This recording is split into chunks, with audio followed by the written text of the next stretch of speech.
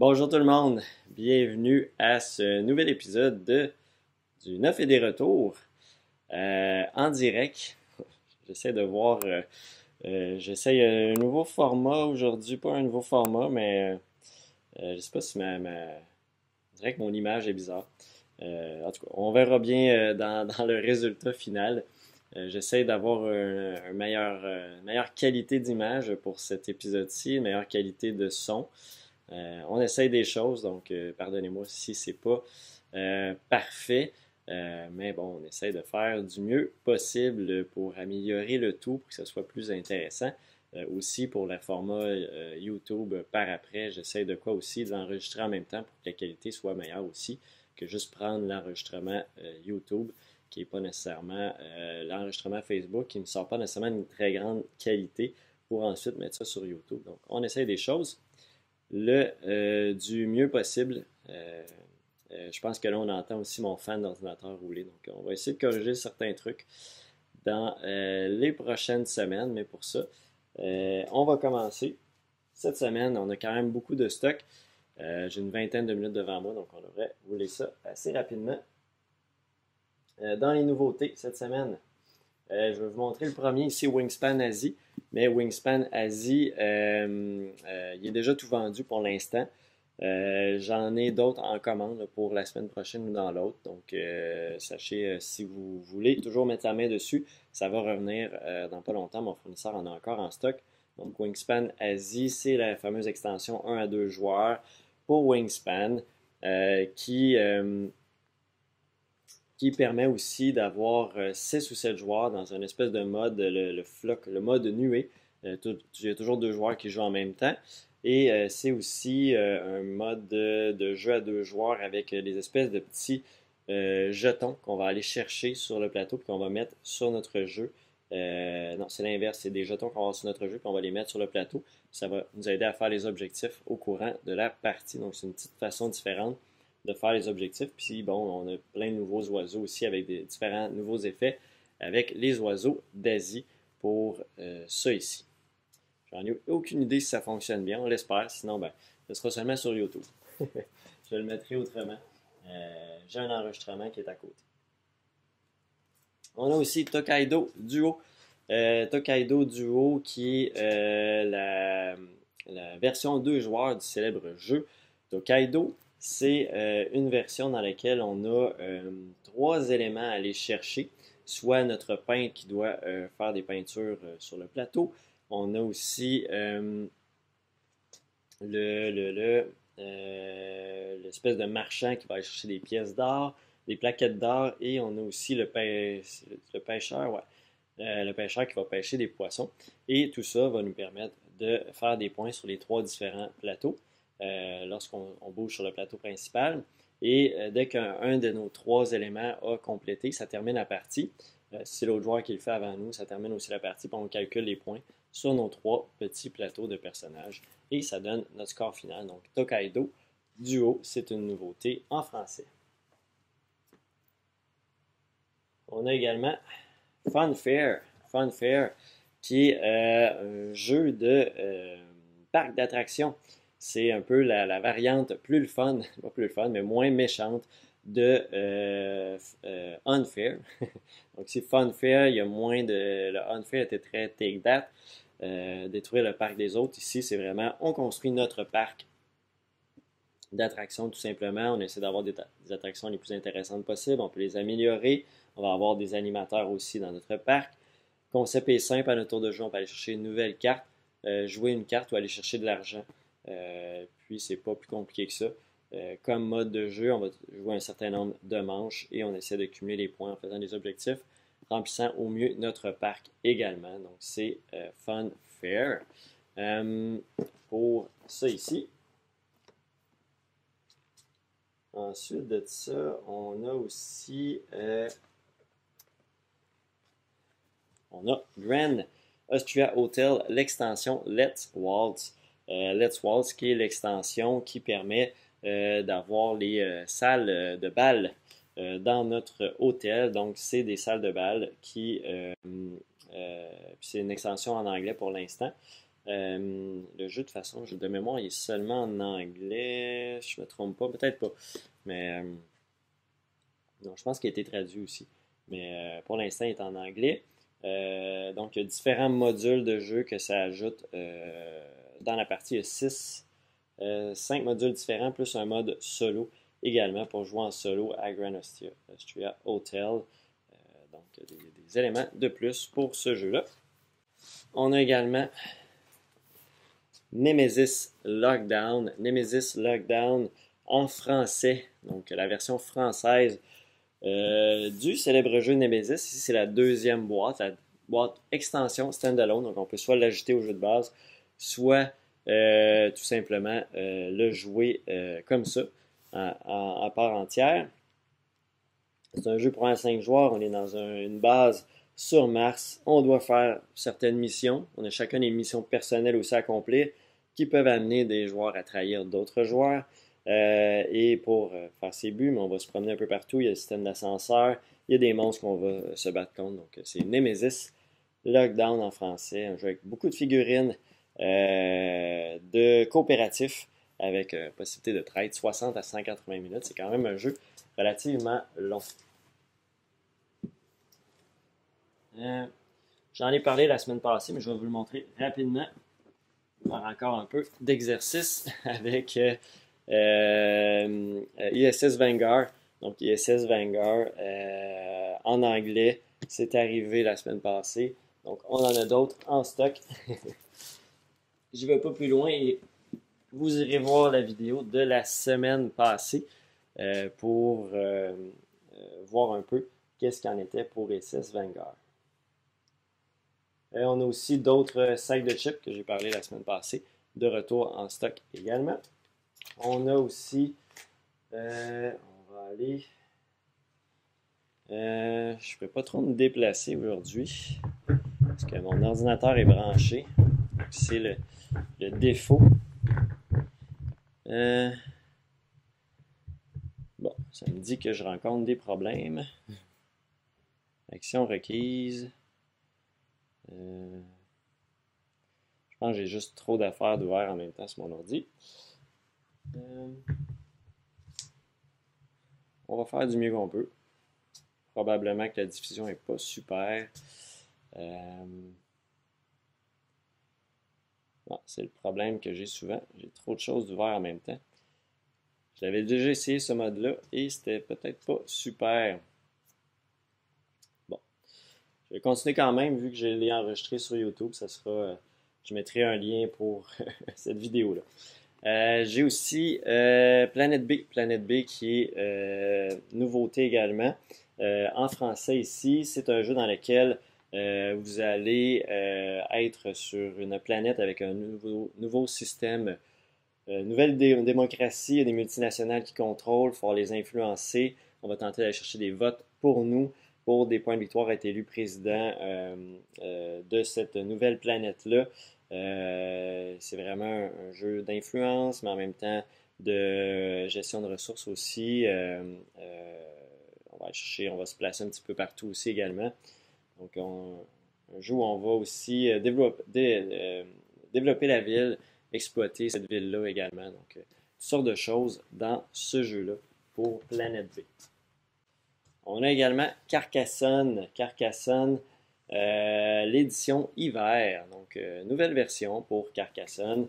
C'est similairement la même chose que le jeu normal. On a des tuiles, un petit peu de tuiles supplémentaires. On a l'extension rivière et abbé également. Et puis, sinon, c'est le même concept. C'est le même jeu qu'on retrouve, mais ici avec cette version hivernale. Donc, si vous préférez ce design-là pour Carcassonne, c'est en stock. On a aussi la nouvelle extension de Parks en français, donc Parks Wildlife, qui est disponible maintenant en français aussi. Cette extension-là, dans le fond, amène des petits animaux célèbres qui vont avoir des effets sur certains lieux qu'on va aller visiter. C'est la mécanique de plus que ça ajoute dans Parks. Ça ajoute aussi des nouveaux lieux, des nouveaux parcs, des nouveaux équipements, des gourdes et justement les animaux sauvages. Donc avec cette petite extension-là qui est disponible en français. Et là, j'ai YouTube qui me dit, pas YouTube, mais Facebook qui me dit vraiment, là, ça va pas bien ton affaire. C'est ça qui est ça. Euh, Imperial Steam, on fait des tests, hein, on fait des tests. Imperial Steam en français, c'est une nouveauté aussi, un jeu dans lequel vous allez devoir construire un réseau ferroviaire à travers l'Autriche. Et puis, vous allez vous promener un petit peu partout, livrer des marchandises dans certains points, avoir des points de dépôt. Également, gérer votre compagnie avec, en ayant plus d'employés, plus d'ouvriers, des trains plus longs pour stocker plus de ressources, de marchandises à livrer un peu partout. Il y a aussi un concept que si on arrive à la fin, au bout, je ne sais pas à quelle ville, je pense à Vienne. Si on se rend à Vienne, on va faire les points pour toutes nos pistes qu'on a fait, toutes nos tracks qu'on a fait dans la partie. Sinon, on n'en fait pas. Il y a des contrats qui vont se faire aussi seulement si quelqu'un sera à la fin.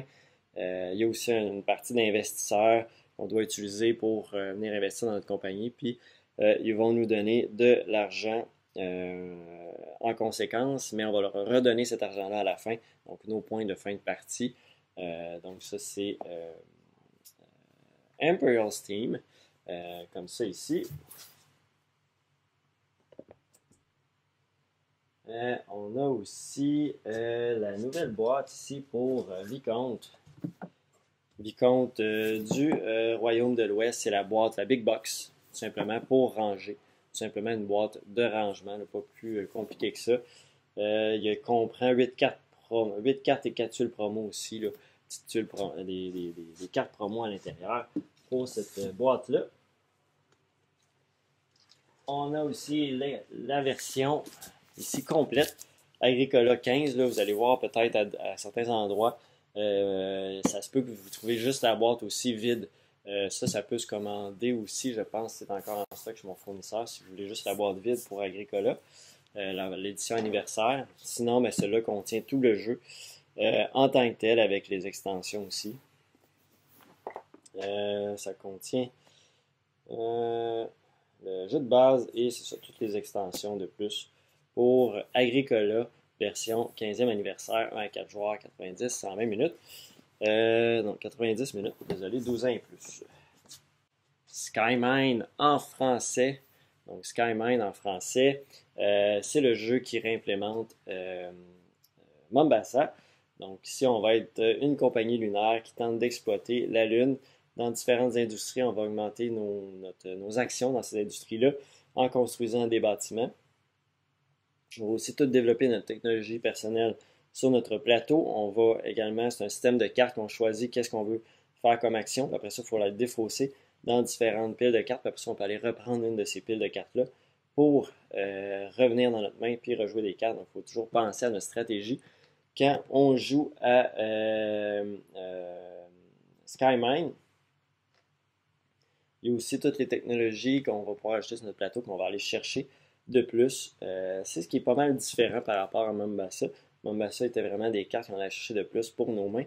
On n'avait pas cet aspect-là de construction. En tout cas, de mémoire, on n'avait pas cet aspect-là. Il y a aussi un plateau recto-verso, exploiter la Lune et les astéroïdes de la ceinture, donc un autre plateau pour une nouvelle dynamique de jeu différente. Donc c'est 75, 150 minutes, 1 à 4, 14 ans et plus. On a aussi Namiji. Namiji, c'est un jeu dans lequel vous allez partir à la pêche aux poissons. C'est une pêche dans laquelle vous allez retrouver certaines cartes, essayer de faire des mosaïques de cartes différentes, ici comme une espèce de dauphin, la pieuvre, la baleine. Il y a aussi sur votre plateau personnel, vous allez récupérer des poissons pour faire des lignes, colonnes de même type ou de même couleur. Récupérer des crustacés et c'est un choix de où j'avance. Est-ce que j'arrête? Pas est-ce que j'arrête, mais est-ce que je vais plus loin, aller chercher certains bonus avant d'autres joueurs ou je j'attends parce qu'il y a toujours un aspect de on ne peut pas revenir en arrière, puis on va juste faire le tour une fois du plateau. Et qu'est-ce que je veux dire d'autre? Il y a toujours des points d'arrêt, des ponts, des quais. Il faut arrêter à ces endroits-là, puis après ça, on repart le jeu. Donc, un petit aspect de est-ce que je vais aller plus loin, mais perdre certains bonus pour avoir certains autres que je veux, ou je laisse ça aux autres, puis je reste plus en arrière. Donc, c'est un petit peu l'aspect de Namiji. On a aussi Atiwa. Atiwa, qui est le nouveau jeu de M. Rosenberg, créateur d'Agricola, qui est un jeu dans lequel on va gérer sa famille en fait, on va essayer d'attirer des chauves-souris dans son village. Les chauves-souris, en enfant, on va développer notre village, on va acheter des fruits et des arbres, des animaux, et c'est toute une gestion de ces ressources-là qu'il faut refaire tout au long de la partie pour aller chercher le plus de points de victoire en développant le plus notre ville. Chercher de l'or, des ressources, etc. en faisant ça. Donc, c'est Atiwa, qui est une nouveauté de M. Rosenberg en anglais pour l'instant. On a également Agricola Big Box. Agricola Big Box. Isle of Skye Big Box. Je suis vraiment déconcentré par mon nouveau stream à matin. Désolé. Isle of Skye Big Box, c'est la Isle of Skye avec toutes les extensions à l'intérieur. Et c'est pour 2 à 5 joueurs, 90 minutes, 12 ans et plus. Et c'est en anglais pour l'instant. Pour cette boîte-ci, Magna Roma. Magna Roma, qui est un jeu de pose de tuiles pour 1 à 4 joueurs, si je ne me trompe pas. 30 à 90 minutes dans lesquelles on va développer la ville de Rome. À chaque fois qu'on va placer des tuiles, on va augmenter sur différentes pistes qui va nous donner plus de points de victoire à la fin de la partie. Donc un petit jeu simple de pose de tuiles, mais à chaque fois qu'on débloque des combos, bien, ça va nous donner des aspects de plus dans les différentes pistes de jeu. Donc on va y aller avec ça ici. J'ai Crime Zoom, le nouveau Crime Zoom. Petit jeu d'enquête dans lequel on va zoomer sur différents éléments de cartes pour résoudre les différentes enquêtes. Donc, petit jeu de déduction, 60 minutes, 14 ans et plus. 1 à 6 joueurs pour Crime Zoom. C'est le nouveau, il y en avait d'autres dans la série. On a Horos, qui est un jeu ici de gestion de plateau dans lequel on va tenter d'aller chercher du knowledge, si je ne me trompe pas. On va développer l'île en fusionnant des tuiles ensemble, en les déplaçant. Ça va nous permettre d'augmenter sur nos différentes pistes pour aller chercher des points. Ça ressemble à ça.